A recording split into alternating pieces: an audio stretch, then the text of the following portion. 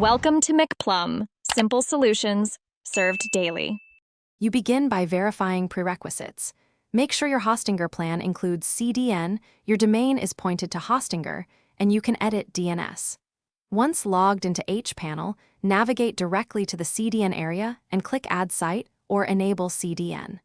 Enter your site domain and select the origin, hosting public folder or IP.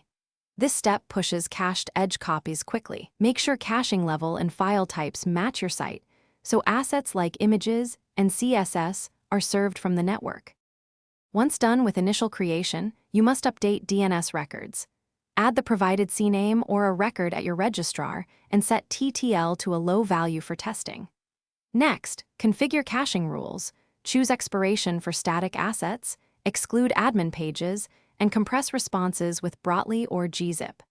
Enable HTTPS by toggling automatic SSL and force HTTPS to avoid mixed content. These settings control how and what the CDN caches, so take a moment to align rules with your CMS and frequently updated assets. Now finalize by testing. Load your site in a browser, inspect network headers to confirm edge responses, and run curl to validate CDN endpoints. When you deploy site changes, purge cache from hPanel or use selective purge for updated files to avoid stale assets. If you encounter problems, first confirm DNS propagation and that origin returns correct headers.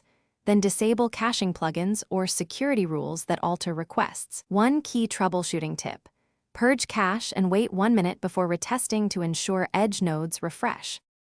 Thanks for watching. Stay juicy and subscribe.